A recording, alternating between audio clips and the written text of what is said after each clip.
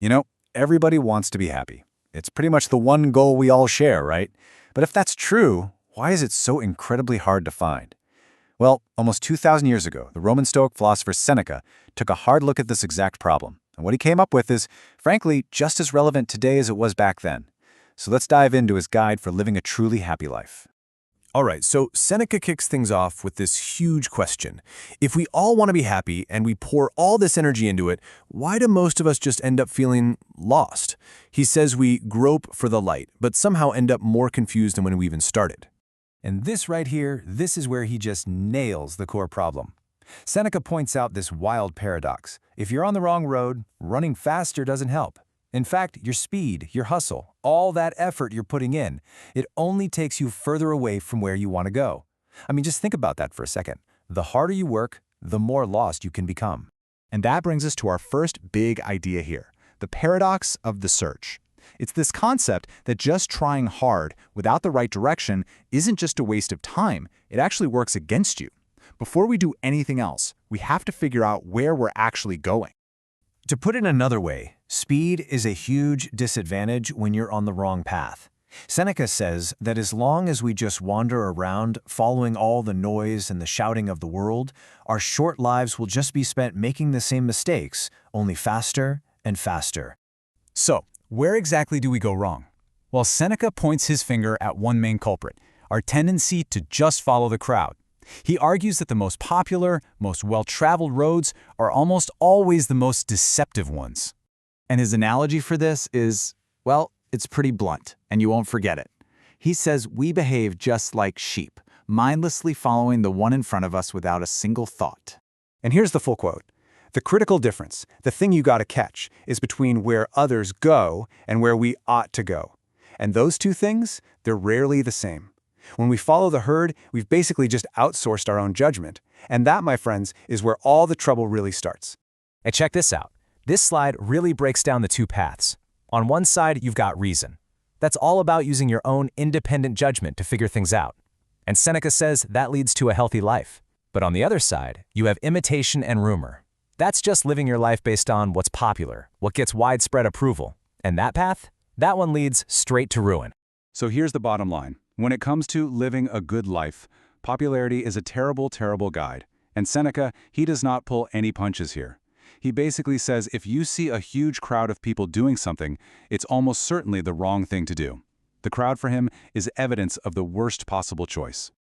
Okay, so if we can't trust the crowd, what can we trust? Well, this leads us right to Seneca's solution. He says we have to find our own internal compass, and that whole process starts by getting really clear on the difference between virtue and its most popular and most dangerous imposter, pleasure. So this is it. This is Seneca's definition of real happiness, what he calls the highest good. And I want you to notice something really important. It has absolutely nothing to do with stuff outside of you. It's an internal state. It's a sound mind, a mind in harmony with itself, one that finds joy in its own excellence and isn't rocked by the random chaos of life. This table just drives the point home. I mean, look at this contrast. It's night and day. Virtue is lofty, unconquerable, and you find it out in the open, in public service. Pleasure? That's lowly, weak, and it's found lurking in dark corners. But here's the biggest difference.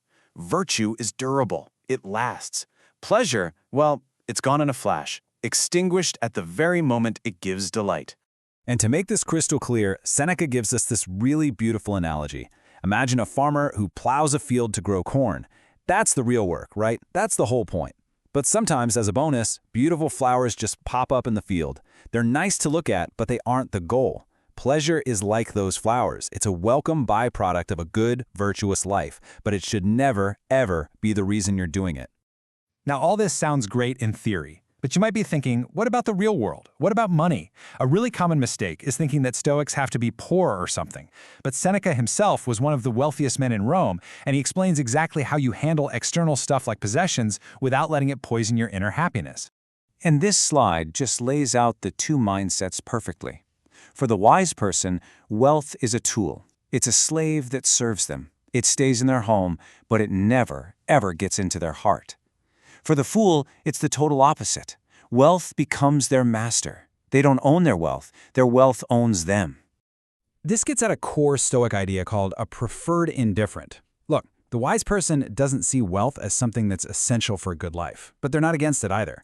It's preferable to poverty because, frankly, it gives you more opportunities to practice virtue, to be generous, to build things. They'd rather have it, for sure, but their happiness doesn't depend on it one bit. So how does a wise person actually use wealth? As a tool, it's a resource for generosity, for helping others, and for practicing moderation. And the real key is that they use it without any anxiety or attachment, because they know that fortune is fickle and it can all be taken away in a second. Okay, at this point, you might be thinking, come on, this sounds impossible. Who actually lives like this? And Seneca was totally aware of this criticism, people calling him a hypocrite. His answer is one of the most practical and, honestly, one of the most encouraging parts of his whole philosophy. He's just brutally honest about it. He says, look, I am not a perfect wise man, and I never will be. Don't demand that I be equal to the very best. Just ask that I try to be a little better than my old self, a little better than the bad habits I'm fighting. He's not selling you some final destination of perfection. He's inviting you on a lifelong journey of improvement. And that's the key, right? It's the daily practice. It's not about waking up one morning and suddenly you're a perfect Stoic sage. No. It's about being satisfied if, at the end of the day, you can say you reduced your faults just a little bit, that you were honest about your own mistakes. It's about progress, plain and simple, not perfection. And this is his final piece of encouragement for us on this topic. The true sign of a noble soul isn't just success. It's the willingness to aim high, to try to do great things, even if you fail spectacularly. The real nobility is in the trying. And this all builds to Seneca's powerful final paradox. Now, when he says God, he's not really talking about a person. He means nature, or reason, the rational order of the universe. So true freedom, he says, isn't about doing whatever you feel like. It's about aligning your will with the way things actually are, accepting what you can't control. That is the only source of real liberty and peace. So at the end of the day, Seneca's whole guide kind of boils down to this one question for you. After hearing all this, just take a moment and ask yourself, what is guiding my life? Is it my own independent reason, that internal compass? Or is it the noise of the herd, the constant pressure to just imitate everyone else? The answer to that question, well, that might just be the first step on the right path.